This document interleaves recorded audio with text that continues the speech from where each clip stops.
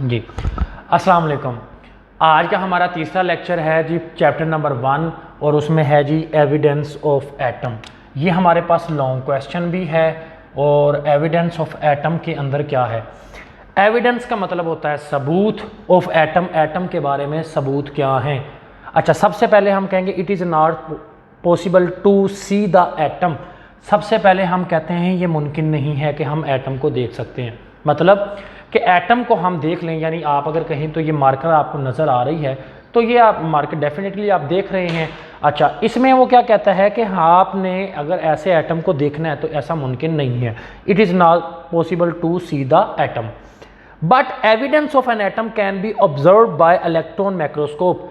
शायद इकट्ठे करना, उसके बारे में सबूत इकट्ठे करना, उसके बारे में कोई पॉइंट्स ऐसे इकट्ठे करना जिनसे ये साबित हो सके कि एटम है, वो इलेक्ट्रॉन माइक्रोस्कोप से किया जा सकता है। उस बात को कह सकते हैं हम कि ऑब्जर्वेशन करना, मुशाहिदा करना। तो हम कह सकते हैं कि evidence of an atom can B observed, उसको देख सकते हैं बाय इलेक्ट्रॉन माइक्रोस्कोप। इसके बाद दो डिफरेंस आ जाते हैं। आप ये पढ़ रहे हैं, इसके साथ बुक को भी रीड कर सकते हैं, ये आपको इंशाल्लाह ज़्यादा आसान लगेगा। आगे है जी लाइट या ऑर्डिनरी ऑप्टिकल माइक्रोस्कोप, यानी हमारे पास ऑर्डिनरी ऑप्टिकल, ठीक है, माइक्रोस्कोप। दूसरी है इलेक्ट्रॉन माइक्रोस्कोप। इसके अंदर डिफरेंस है।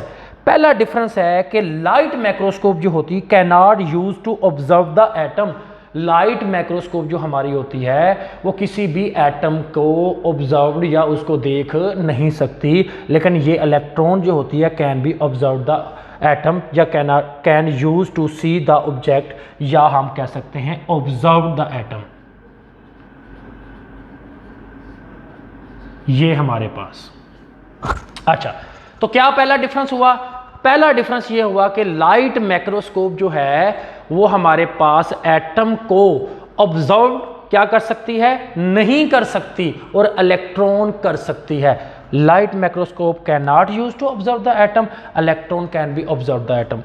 Visible light to see the object, electron beam is use to see the object. ये मेरे पास ना एग्जाम्पल के तौर पे हम कहते हैं कि इलेक्ट्रॉन माइक्रोस्कोप या लाइट, ये लाइट माइक्रोस्कोप है, उसको जब देखा जाता है उसमें से लाइट पास होती है, लाइट के थ्रू उस चीज़ पे जाके लाइट गिरती है, लाइट वापस रिफ्लेक्ट होके आती है। ऑब्जेक्ट लेंस हम जब देखते हैं तो अंदर से जो हमें चीज़ नज़र आती है वो लाइट की वजह से आती है। लाइट ना हो तो चीज़ नज़र नहीं आती। अच्छा, अगर हमारे पास इलेक्ट्रॉन है तो उसके लिए लाइट की ज़रूरत नहीं होती। आप ऑन करते हैं तो इलेक्ट्रॉन जाते हैं, इलेक्ट्रॉन रिफ्लेक्ट होके आते हैं और चीज़ को हम देख सकते हैं। तो लाइट माइक्रोस्कोप चीज़ को देखने के लिए, ऑब्जेक्ट को देखने के लिए लाइट इस्तेमाल करती है। इलेक्ट्रॉन बीम, इलेक्ट्रॉन जो माइक्रोस्कोप है इलेक्ट्रॉन बीम इस्तेमाल करती है। Light microscope can not use to see the object which range is less than 500 nanometre. हर उस चीज़ को नहीं देख सकती लाइट माइक्रोस्कोप जिसका साइज 500 नैनोमीटर से छोटा है। Light microscope can not use to see the object which range is less than 500 nanometre. Cannot see object, नहीं देख सकती चीज़ों को, which range is less than 500 nanometre. हर वो चीज़ जिसका साइज 500 से छोटा है उसको नहीं देख सकती।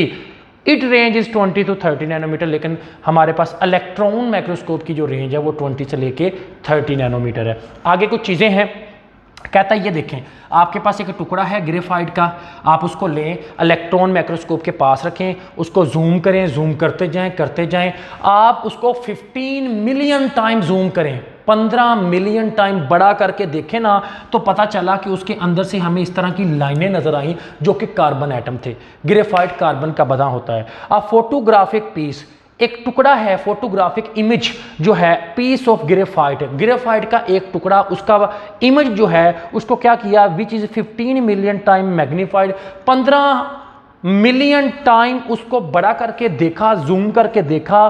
Show the bright layer are carbon atom, उसमें ये जो कार्बन की एटम है वो क्या है, ब्राइट शो हो रही थी।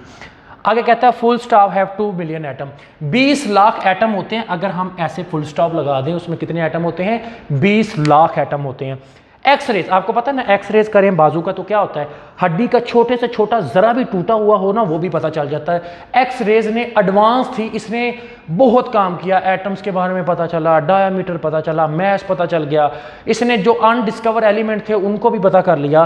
तो X rays show the diameter, atom का डायामीटर बताया जो कि 0.2 नैनोमीटर या 2 मल्टीप्लाई -10⁻⁻10 जो है मीटर भी है। मैस ऑफ एटम 10⁻⁻27 से 25 AMU, यानी mass of atom express in AMU, atom का जो वजन है ना या मैस है उसको AMU में एक्सप्रेस करते हैं, जिसे कहते हैं एटॉमिक मैस यूनिट, जिसकी वैल्यू है 1.6010⁻⁻27 किलोग्राम। अब ये जो हमारे पास वैल्यू है ना 1.6010⁻27 किलोग्राम, बोर्ड में अक्सर ये ऐसे न्यूमेरिकल आता, कुछ भी नहीं लिखा होता और ये लिखा होता 1.6010⁻24 ग्राम। तो ये भी ठीक है, इस किलोग्राम को ग्राम में कन्वर्ट किया है, यानी इसमें 3 यानी 1000 से इसको क्या किया है हमारे पास डिवाइड कर दिया। अब हमारे पास क्या किया नेक्स्ट, यानी -27 है, मल्टीप्लाई किया है, ये -24 है। अगर आप यहाँ से इधर आना चाहते हैं तो आपको क्या करने का, इसको 1000 से क्या करना पड़ेगा, मल्टीप्लाई करना पड़ेगा और ये इसमें से माइनस हो जाएगा। अगर ग्राम से मिलीग्राम में आता है तो 1.6010⁻⁻21 ये आ जाएगा मिलीग्राम, और ये भी अक्सर बोर्ड के अंदर न्यूमेरिकल आता है। तो ये है 3 वैल्यू जो हमारे पास AMU की। तो आज का ये हमारे पास जो टॉपिक है, सबसे पहले एविडेंस ऑफ एटम, नहीं देख सकते किससे ऑब्जर्व कर सकते हैं, MCQs है। एक मेजर शॉर्ट क्वेश्चन है लाइट माइक्रोस्कोप के डिफरेंस और इलेक्ट्रॉन माइक्रोस्कोप के डिफरेंस, और ये तमाम MCQs हैं सारे के उसका क्या क्या डायमीटर और मैस है। तो ये था हमारा आज का लेक्चर। कोई चीज़ पूछनी हो तो कमेंट सेशन में लिखें। तब तक अपना और अपने घर वालों का ख्याल रखिएगा और दुआओं में याद रखिएगा। अल्लाह हाफिज़।